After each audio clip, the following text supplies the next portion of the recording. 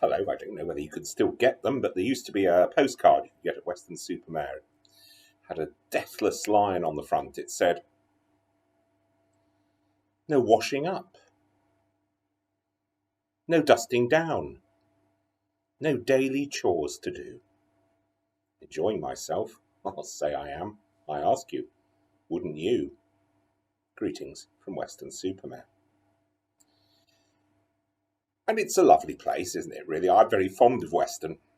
One of the first things that comes into your mind is those beach donkeys. There's beautiful pictures of the golden sands stretching out and children enjoying rides on the donkeys. Been going on for generations. It's part of generations of people's memories. In the Old Testament, the donkey was a symbol of humility. If you rode on a donkey, you were a person of humility. It's also a symbol of the kingship in David's line.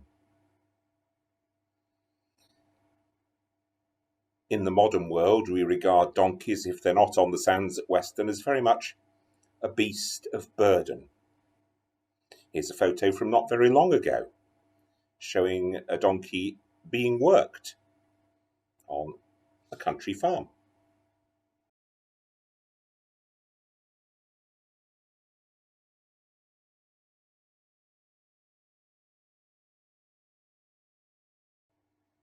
We say, don't we? We say, "Oh, don't be such a donkey."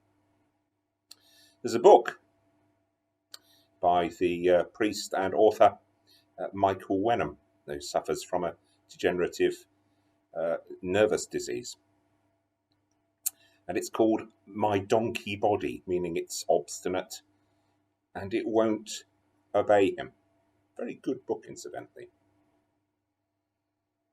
They used to say in the First World War that the troops sent over the top to almost certain slaughter were lions led by donkeys. And that's a phrase that's been revived in recent political campaigns.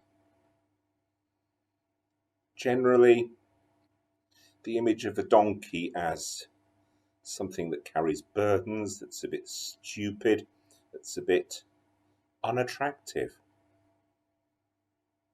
Why do they put up with this? The donkey is often a figure of exclusion and quite often of fun.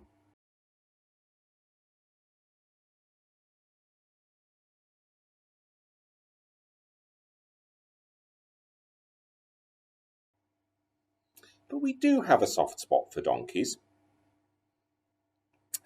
They used to put the donkeys out on a farm when they'd retired from beach use, on a farm at Locking, now since built over at Weston, where they enjoyed their final days comfortably at grass. And some of the best supported charities in Britain are the donkey sanctuaries.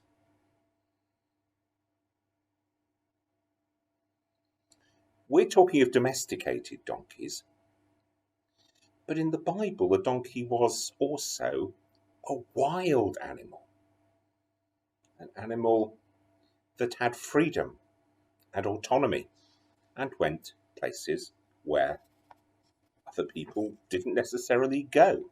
This is from Job chapter 39. Who has let the wild ass go free?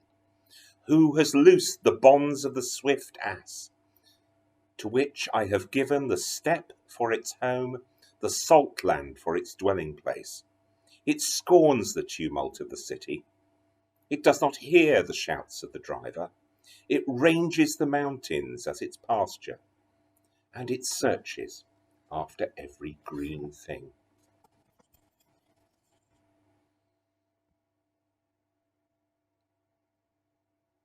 So we may have a mixture of views about the donkey.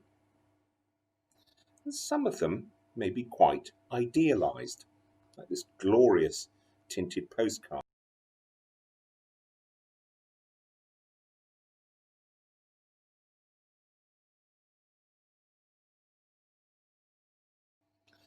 But in our hearts, perhaps, sometimes, we may get in touch with our inner donkey. We may feel that people have laid heavy burdens, perhaps for a long time, on us. That people have taken us for granted. That in others' eyes we do not seem attractive. We might feel they just value me as a beast of burden. Perhaps when my back is turned, they mock me. We long, perhaps, for the freedom of the steppe and the wild salt marshes. And perhaps we can't even look at ourselves realistically in the mirror.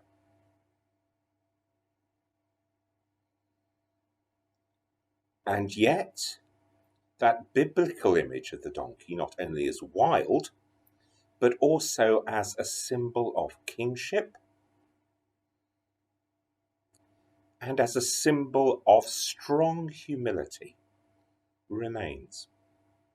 The author G.K. Chesterton, well known for the Father Brown series, but also venerated very much in the Catholic Church to which he belonged, wrote a famous poem. You may have learnt it at school. I don't know. And it's called The Donkey. And the joy is in the final lines. Because God is with you and with all of us. Whatever we feel about ourselves, God is there.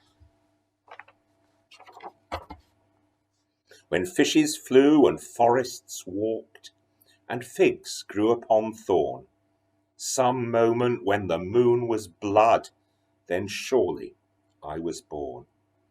With monstrous head and sickening cry, and ears like errant wings, the devil's walking parody of all four-footed things. The tattered outlaw of the earth, of ancient crooked will, starve, scourge, deride me. I am dumb. I keep my secret still. Fools, I also had my hour, one far fierce hour, and sweet. There was a shout about my ears, and palms before my feet.